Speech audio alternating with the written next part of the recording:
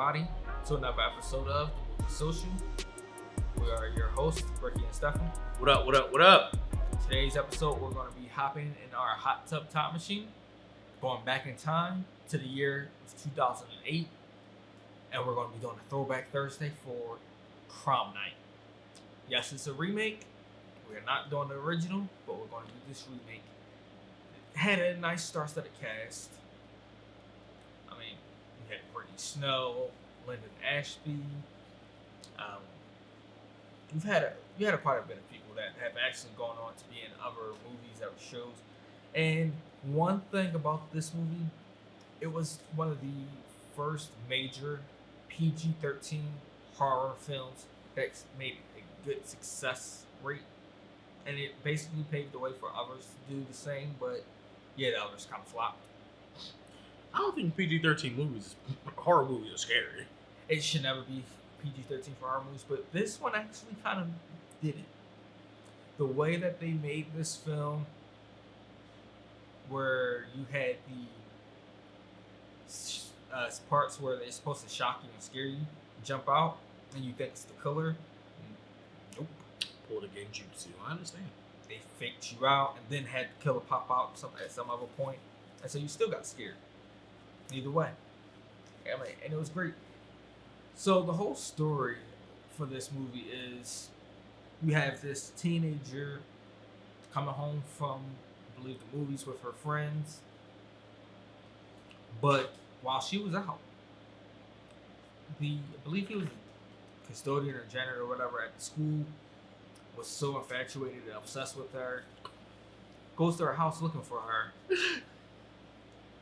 kills the father right away, kills the younger brother right away, and is arguing with the mom to find out where the daughter is. The daughter actually comes home, finds the brother in the room, dead, but here's the scuffle between him and the mom, hides under the bed, watches her own mother be killed right in front of her eyes, while her mom is looking right at her too. Tragic. They eventually did catch the guy, and then they fast forward to 3 years later to senior year for her. So this is all, if I'm not mistaken, then this all happened in her sophomore year. Sophomore, freshman year, I believe so. Okay. And of course, as you can expect, it's a very traumatic moment for her. She's finally starting to overcome all her nightmares and everything, and then, bam, they start returning. And normally, when stuff like that happens, it's foreshadowing of things to come. And it really was foreshadowing. She started having those nightmares and all. Her therapist starts to say, it's just because you're in your senior year, starting a new beginning. It's bound to cause these type of reactions for most people. But in reality, we're at the day of her senior prom. And who escaped prison? Mind you, this guy was locked up and in prison on the East Coast, and they were on the West Coast. Yeah. Turns out he broke out 3 days prior to that. They weren't notified to the day of prom. She still wasn't notified until late after the fact, after the killing started. They go to their prom, which is at a hotel, get a room. He manages to get a room. Well, he got a room, but not on that floor, but somehow got on the same elevator as them, got off on their floor, goes to a room pretending that it's his room, gets the maid to come over there to use her master key to let him in.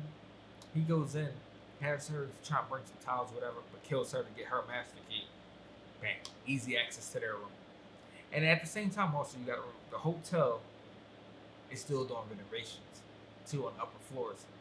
So of course you have the black female that gets killed. She died first? No. She actually was fighting them off for a while. Could have survived.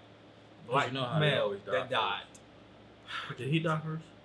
I don't think he was the very first death, but he did die quick and easy. But you did have quite a few people that put up a fight, which you like to see in these kind of movies. But in the end, she survived. But we did have one black person that survived. the cop, Idris Elba.